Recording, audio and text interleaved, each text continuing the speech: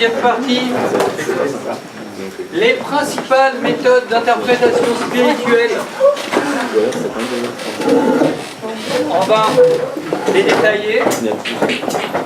Parce qu'il y a plusieurs manières d'aborder la Bible pour une étude spirituelle, et pas dans une étude scientifique. Et ces différentes manières, en fait, elles ont toutes un peu leurs forces et leurs faiblesses, dont on va parler.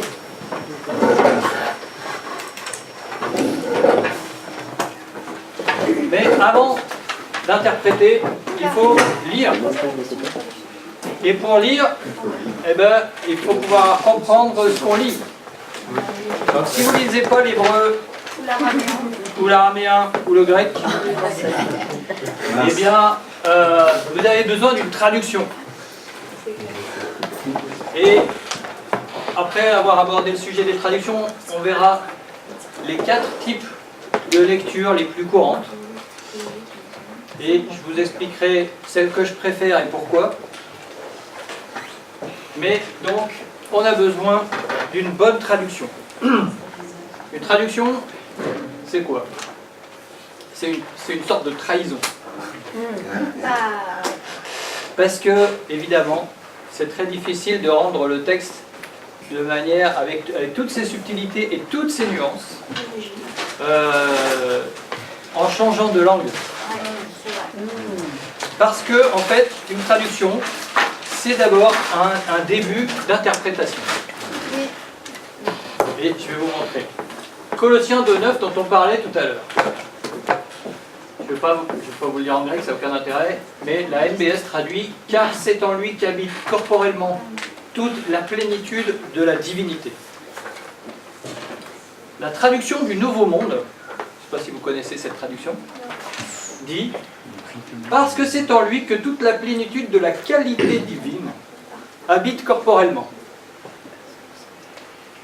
En fait, si vous lisez le grec, il n'y a pas le mot « qualité ». Il a été ajouté par le traducteur. Donc là, j'ai pris une sorte de liberté, j'ai pris un exemple un peu extrême. Parce que la traduction du Nouveau Monde, c'est la traduction des témoins de Jéhovah. Qui ne reconnaissent pas la divinité du Christ. Alors, pour pouvoir contredire ce verset qui ne va pas dans le sens de leur propre théologie, ils ont été obligés de trouver un artifice. Et ils ont ajouté ce qualité divine dont ils peuvent justifier la raison. Et il y a des choses comme ça, il y en a plein.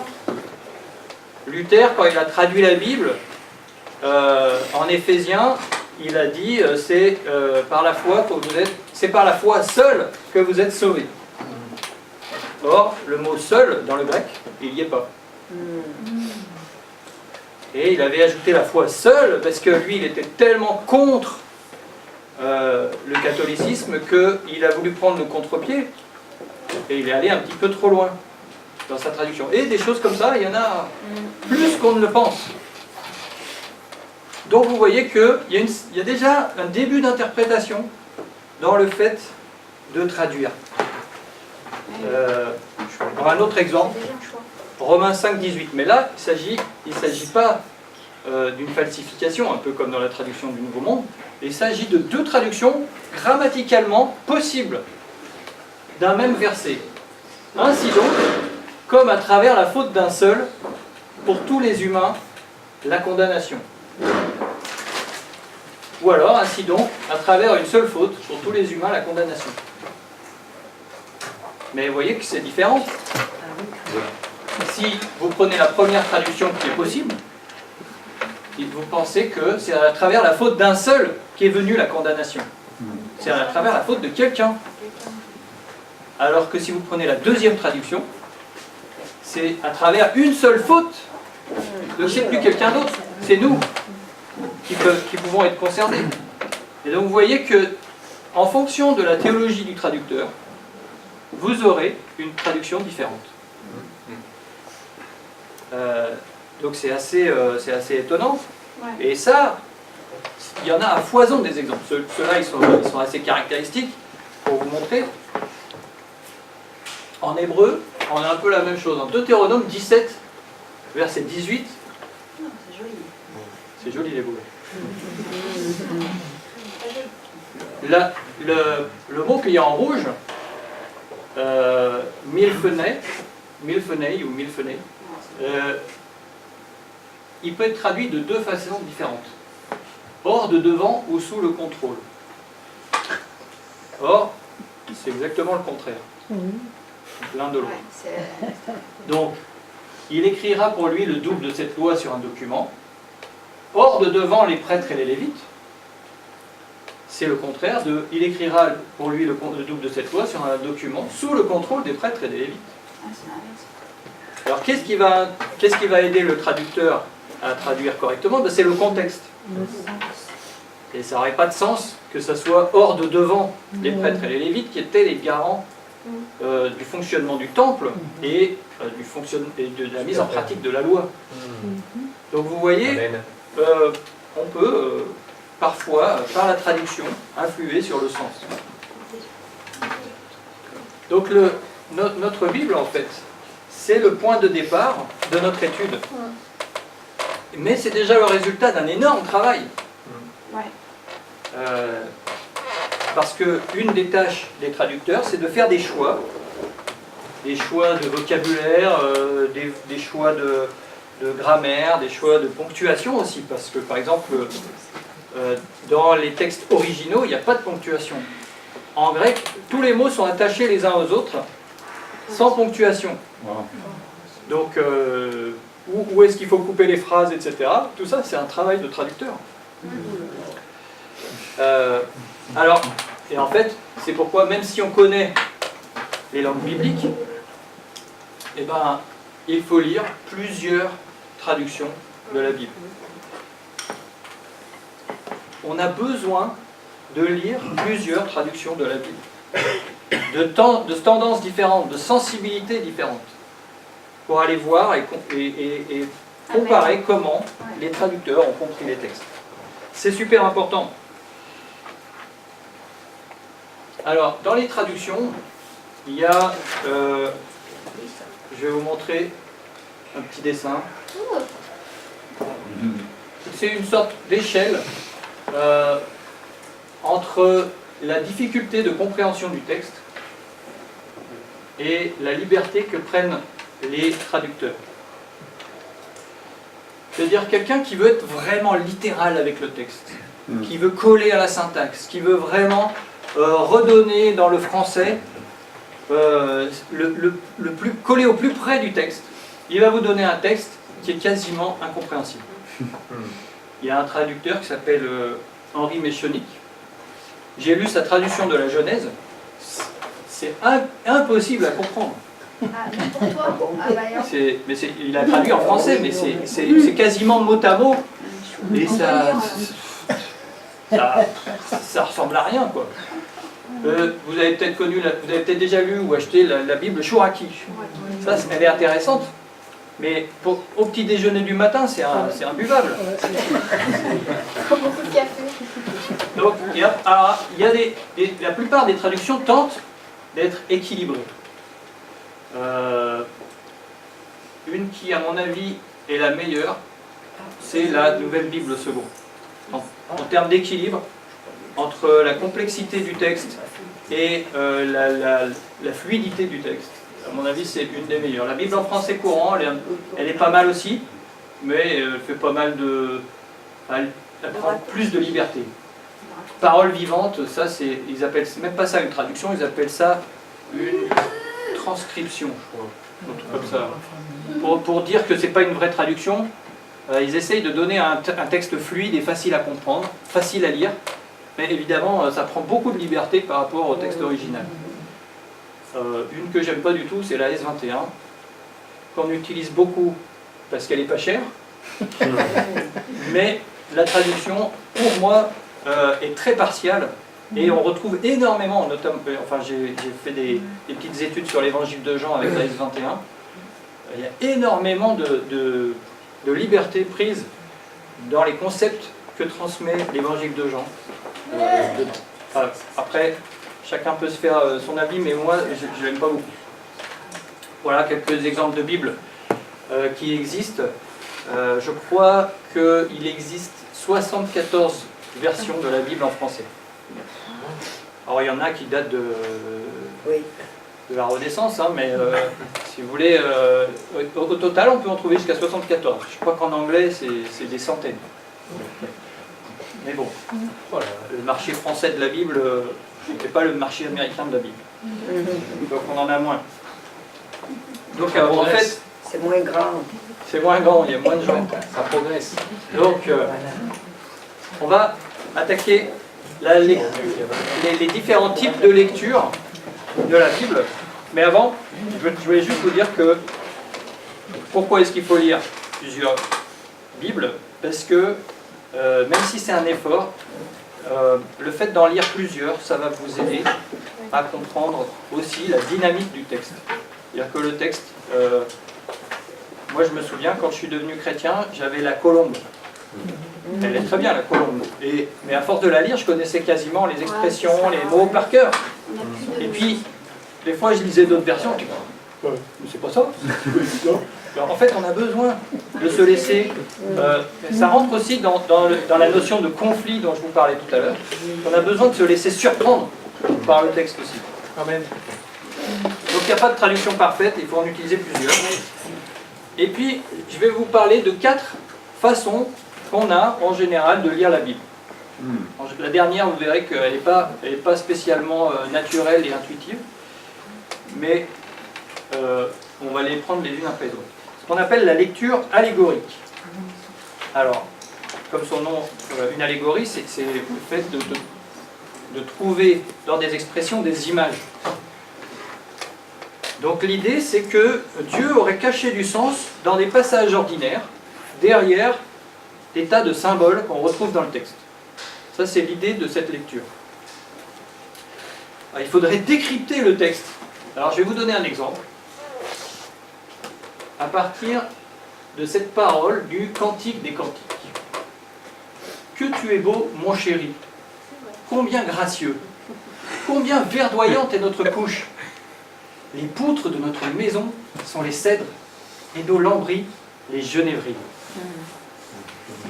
C'est... Ça va sortir, bon. C'est un couple d'écureuils. C'est poétique.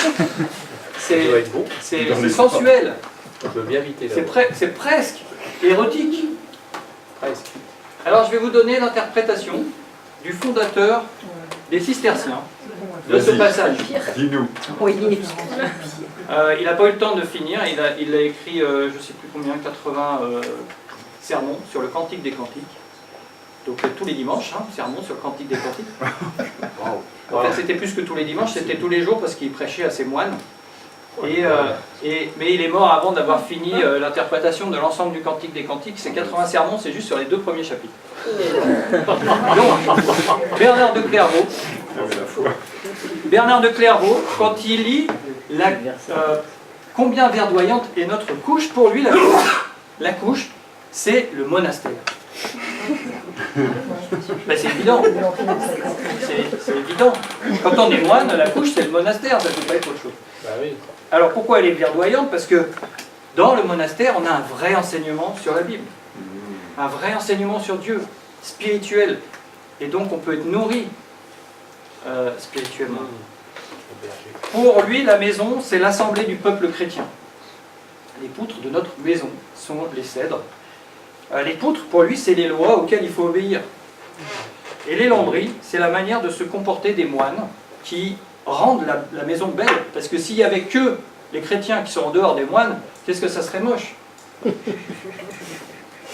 Mais c'est exactement ça, il le dit textuellement. Là c'est une interprétation allégorique du passage, mais dans d'autres textes, il parle exactement de ça, que le fait qu'en dehors du monastère, les chrétiens, c'est des chrétiens de seconde zone, on va dire.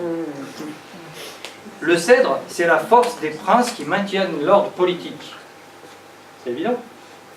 Non? Oui. Et le cyprès, c'est la foi qui a une bonne odeur et qui est imputrescible. Voilà, ça, c'est l'interprétation de ce passage par Bernard de Clairvaux. C'est une interprétation typiquement allégorique. Alors évidemment, à chaque fois, je prends des exemples qui sont bien marqués, quoi, bien bien caractéristique pour qu'on comprenne de quoi je parle, mais des fois, de manière plus subtile, on peut avoir ce genre de lecture. On va lire une parabole de Jésus, et puis on va interpréter les différents éléments de la parabole, et on va dire ça c'est ça, puis ça c'est ça. Et là, on fait de la lecture allégorique. À l'époque de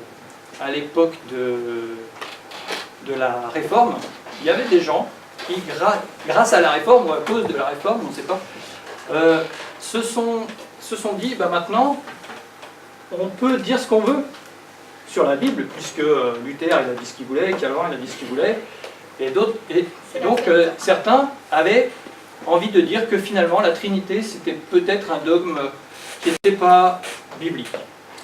Et il y avait pas mal de gens comme ça. Et on ne savait pas trop comment faire pour les contredire. Mais par exemple, on a utilisé Matthieu 2, 16. Quand Hérode se vit jouer par les mages, sa fureur fut extrême. Il fit supprimer tous les enfants de 2 ans et au-dessous qui étaient à Bethléem et dans son territoire. Comment est-ce qu'on peut utiliser cette écriture pour prouver que les antitrinitaires avaient tort? Eh bien en disant que finalement, si Hérode tue tous les enfants de 2 ans et moins, ça veut dire que tous ceux qui pensent qu'il n'y a que une ou deux personnes en Dieu, ils ont tort et qu'il faut les tuer. Lecture allégorique par excellence.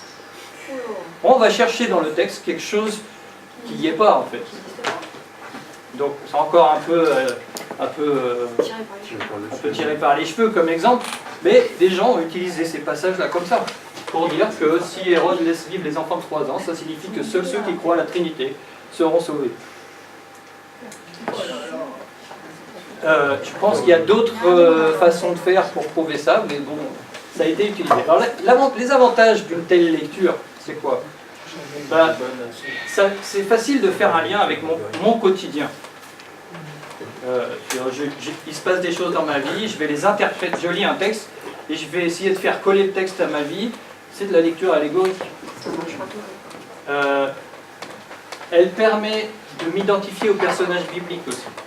Parce que je vais coller sur les personnages bibliques des choses qui correspondent à ma personnalité ou à qui je suis ou à ce que j'ai vécu. C'est pas forcément mauvais, mais c'est de l'allégorie.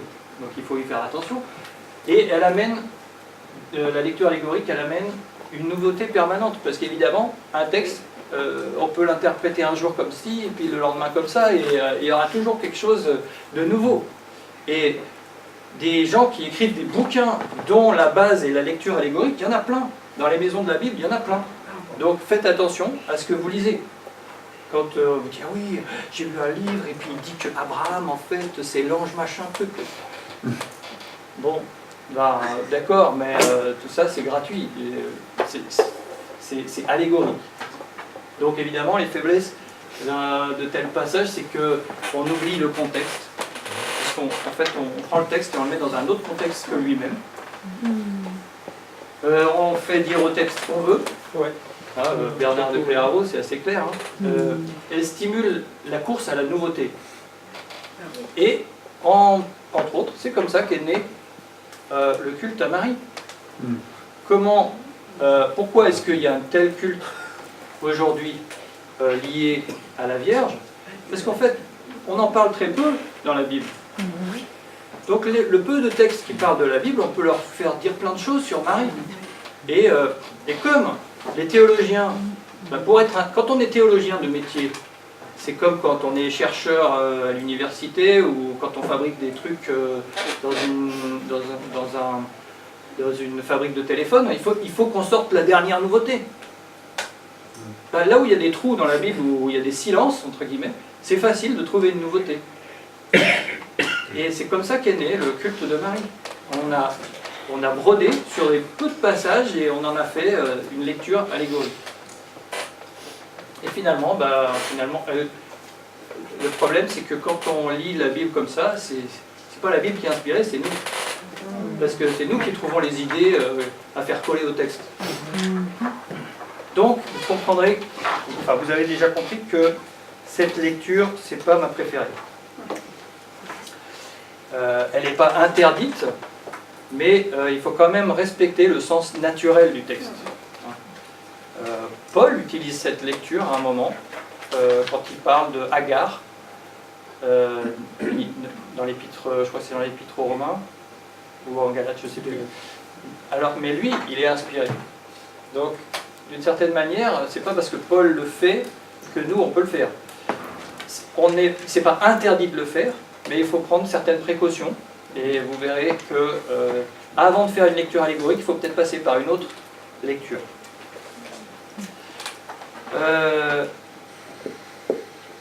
Deuxième type de lecture qu'on peut faire, c'est la lecture typologique. Alors ça ressemble un petit peu, mais dans la Bible, on parle de type ou d'antitype. En grec, c'est typos.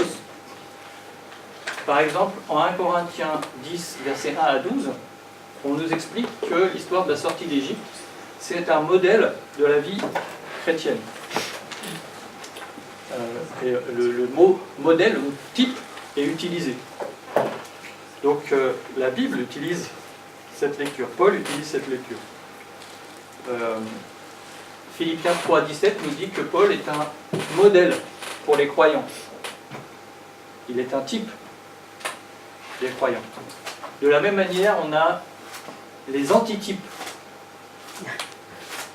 C'est le contraire. Au lieu d'être un modèle, c'est un anti-modèle. Par exemple, en 1 Pierre 3, 21, nous explique que le déluge est un antitype, un anti-modèle du baptême. Parce que si le déluge était le modèle du baptême, c'est-à-dire qu'on serait tous noyés dans notre baptême. Donc, voilà. Alors, les traductions utilisent le mot figure ou image. En Hébreux 9, 24, on nous explique que le temple de Jérusalem était une imitation ou un antitype, un anti-modèle du véritable. Imitation, ça rend pas vraiment le sens du mot antitype. Quand c'est imitation, ça veut dire que ça ressemble beaucoup, alors qu'en fait c'est le contraire. C'est un anti-modèle du véritable. Donc ça, ce sont les types et les antitypes. Donc si vous remarquez, en fait, souvent, la lecture typologique, elle cherche à trouver un modèle messianique dans ce qui est écrit. Donc c'est un peu ce que je vous disais de faire tout à l'heure. Il faut passer par Jésus pour lire l'Ancien Testament. Maintenant,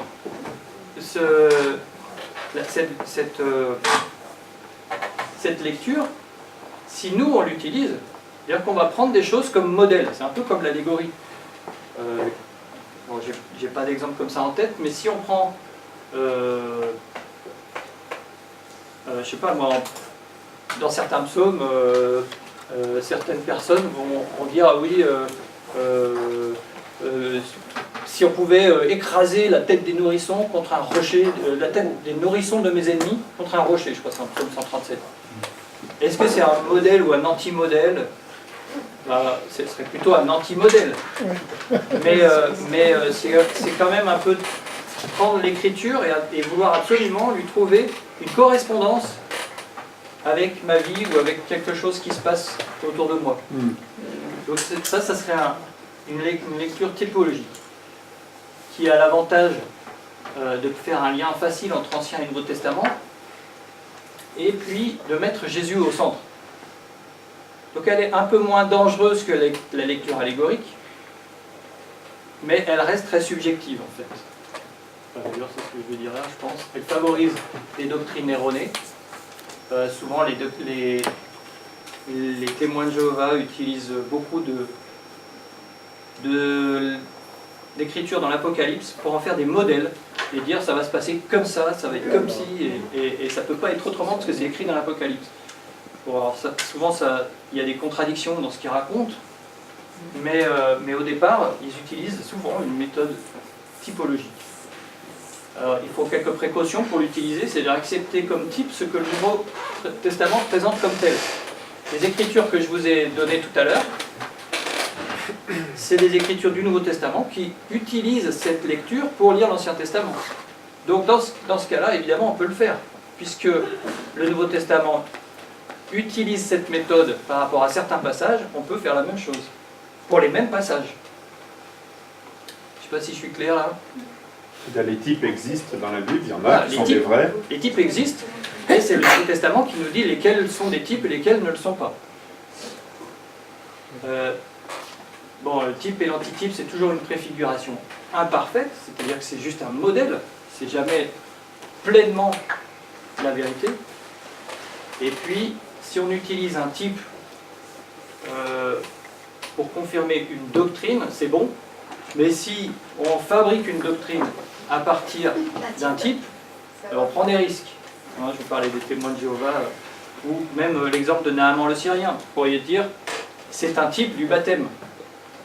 Vous savez, Naaman qui doit aller qui refuse d'aller se baigner dans le Jourdain, il dit ouais, je pourrais très bien aller me baigner ailleurs. Enfin, et souvent on peut utiliser ça comme type en disant c'est un type du baptême.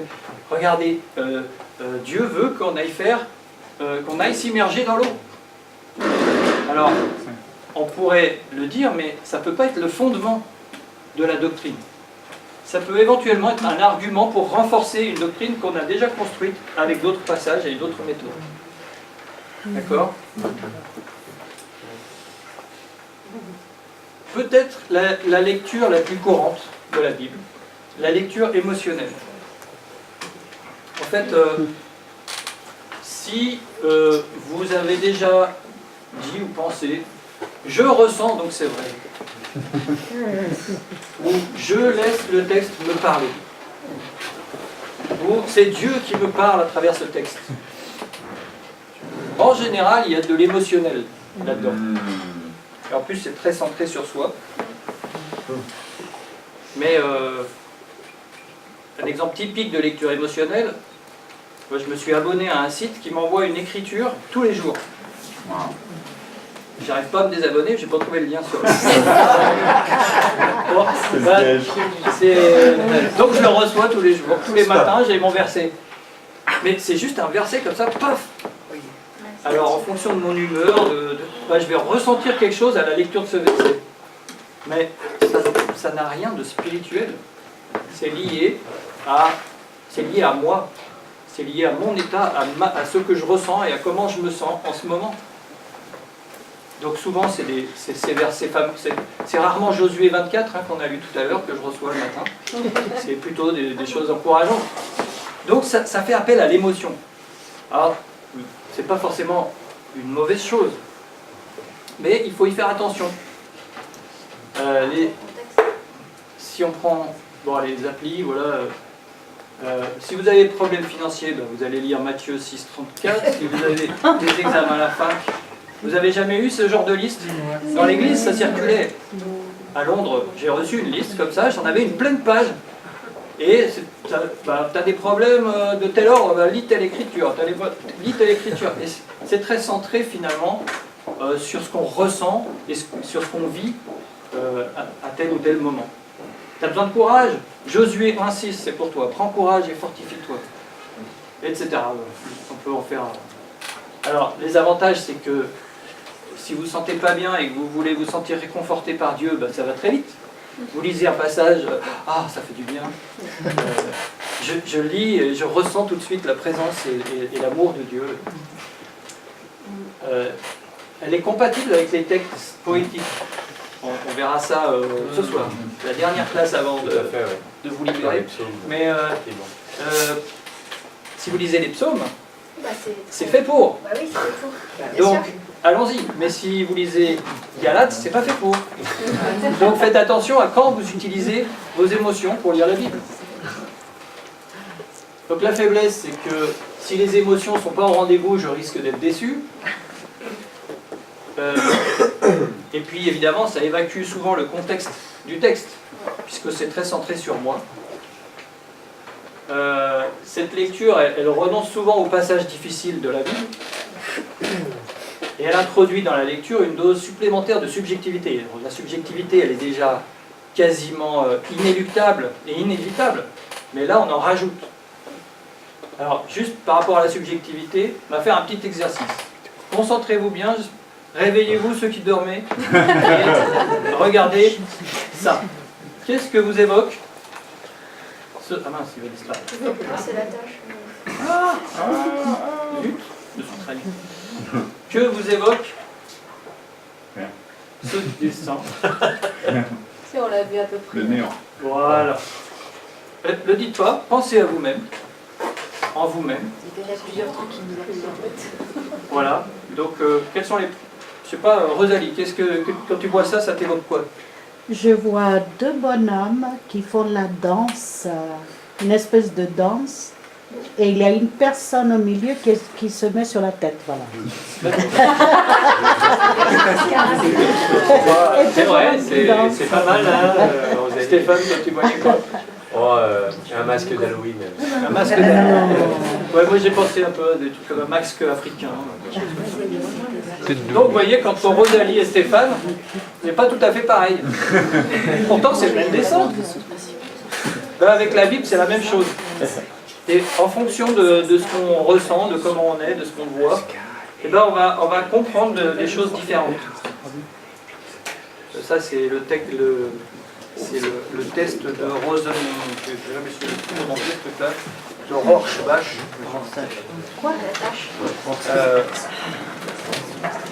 Mais voilà, là, en fait, elle introduit de la subjectivité et puis elle ne permet pas de construire des convictions fortes. Et ça, c'est son défaut principal. Parce que, évidemment, si on suit nos émotions, même dans notre lecture de la Bible, eh ben, nos convictions vont suivre nos émotions, et non pas le contraire. Donc ça, c'était la lecture émotionnelle. Et on va voir la dernière, qui s'appelle la lecture par actualisation. Certains l'appellent la lecture principielle. Vous allez comprendre pourquoi. Mais cette façon de lire la Bible, elle se déroule en 3 étapes. D'abord, il faut comprendre le texte dans son contexte. Hein, c'est ce qu'on appelle faire de l'exégèse. Et on est tous des exégètes. Du moment qu'on lit, de toute façon, maintenant, on a besoin de connaître le contexte de la Bible pour comprendre le contexte dans lequel a été écrit le texte. Et ce sera l'objet des 2 sessions demain matin. Je vous parlerai du contexte de l'Ancien Testament et du contexte du Nouveau Testament. La deuxième étape, c'est que à partir d'un texte qu'on a compris, on va pouvoir en dégager des principes. Ces principes, on va les actualiser dans notre contexte à nous, pour voir comment on va les mettre en pratique, par rapport à ce que moi je vis, par rapport à ma situation. Et puis à la fin, évidemment, il faut vivre le principe actualisé, il faut mettre en pratique. Donc ça, c'est la lecture par actualisation. Alors, ça sera l'objet de la classe qui suit la pause café. Donc je vais vous en parler pendant 50 minutes de l'actualisation. Mais elle a des avantages. D'abord, elle permet de forger des convictions qui deviendront le socle de notre vie spirituelle et le fondement de l'aide spirituelle qu'on va donner aux autres. Parce que c'est une lecture qui prend la Bible au sérieux. Quand on veut répondre à une question importante, on a besoin de passer par une méthode de ce type-là.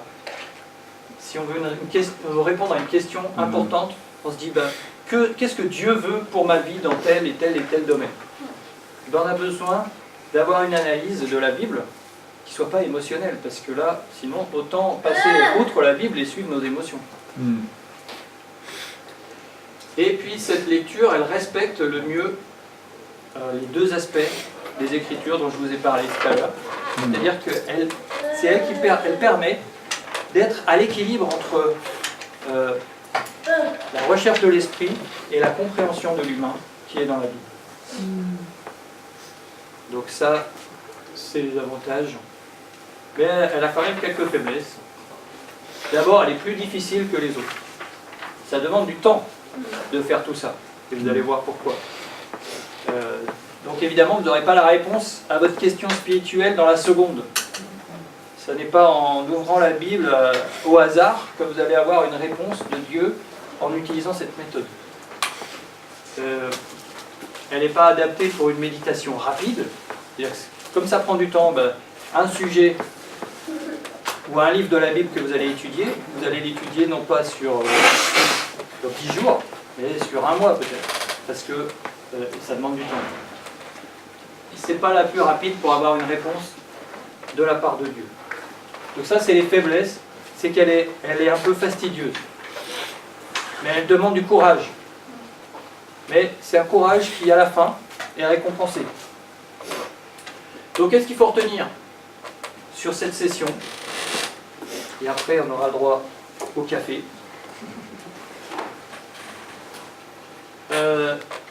Si on poursuit un but spirituel, on peut lire la Bible avec 4 méthodes dont je viens de vous parler. La plus intuitive, c'est la lecture émotionnelle.